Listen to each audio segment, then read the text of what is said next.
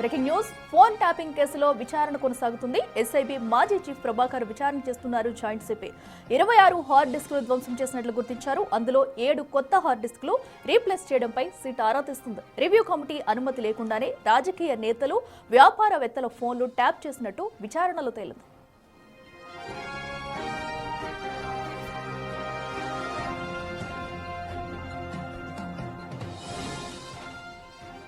మరింత సమాచారం మా ప్రతినిధి సురేష్ లైవ్ లో అందిస్తారు. సురేష్, చెప్పండి. ఇప్పటికే అటు విచారణ అయితే ప్రారంభమైనట్టు తెలుస్తుంది. ప్రభాకర్ రావును అయితే ఎలాంటి ప్రశ్నలు సంధించున్నారు? ఎందుకంటే ఇప్పటి వరకు కూడా విచారణకు ఎలాంటి సహకారం కూడా చేయలేదు. డేటా కూడా మొత్తం డిలీట్ చేసిన అంశాలను కూడా తనైతే ఎక్కడ కూడా ప్రస్తావించకుండా వస్తున్నారు. సో ఈ రోజు విచారణ ఎలా ఉండబోతుంది అనుకోవచ్చు? సుప్రీంకోర్టు ఆదేశాలతో ఈరోజు ఉదయం 10:50 జూబ్లీహిల్స్ పోలీస్ స్టేషన్లో ప్రభాకర్ రావు లొంగిపోవడం జరిగింది. ప్రస్తుతం జాయింట్ సిపి తస్సీర్ ఇక్బాల్ ఆయనని విచారిస్తున్నారు.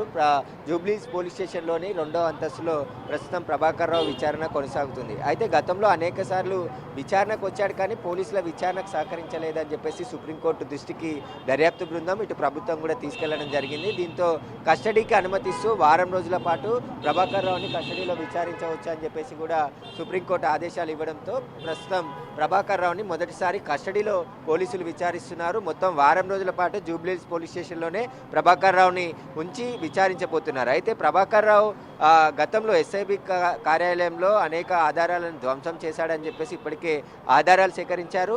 కొన్ని దొరికిన ఆధారాల్లోని రీట్రీవ్ చేయడం జరిగింది. హార్డ్ డిస్కులు, పెన్ డ్రైవ్లు కొన్ని పోలీసులు సోదాలు చేసిన సమయంలో వాటి నుంచి సమాచారాన్ని రీట్రీవ్ చేసి అదేవిధంగా ఫోరెన్సిక్ ల్యాబ్ నుండి వచ్చినటువంటి ఆధారాలన్నిటిని కూడా ఇప్పుడు ప్రభాకర్ ముందు ఉంచి విచారిస్తున్నారు. ప్రభాకర్ రావు చెప్పే ప్రతి మాట కూడా వీడియోగ్రఫీ రికార్డ్ చేస్తున్నారు. అయితే గతంలో విచారణను తప్పించుకున్న ప్రభాకర్ రావు ఇప్పుడు వారం రోజుల పాటు పోలీసుల కస్టడీలోనే విచారణ ఉంటుంది కాబట్టి ఆయన ఖచ్చితంగా నోరు విప్పాల్సిందే ఉంటుందని చెప్పేసి పోలీసులు చెప్తున్నారు. ఆయన నోరు విప్పితే ఈ కేసులో కీలక పరిణామాలు జరిగే అవకాశం ఉంటుంది. అయితే గతంలో అరెస్ట్ అయినటువంటి నిందితులు మాజీ పోలీస్ అధికారులు, ప్రస్తుత పోలీస్ అధికారులు ఎవరైతే భుజంగరావు, తిరుపతన్న, ప్రణీత్ రావు, రాధాకిషన్ రావు వీరు ఇచ్చిన స్టేట్మెంట్ ఆధారంగా కూడా ప్రభాకర్ రావుని విచారిస్తున్నారు. ప్రభాకర్ రావు చెప్తేనే మేము ఫోన్ ట్యాపింగ్ చేశామని చెప్పేసి కూడా వాళ్ళు స్టేట్మెంట్ ఇవ్వడం జరిగింది.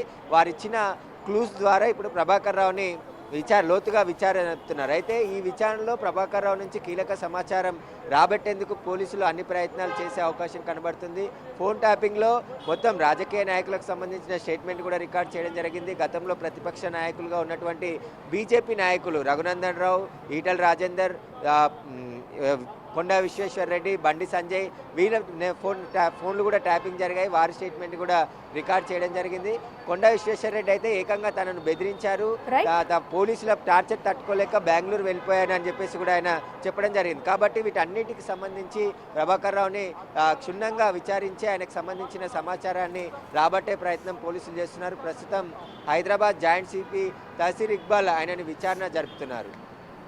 Right Suresh, thank you.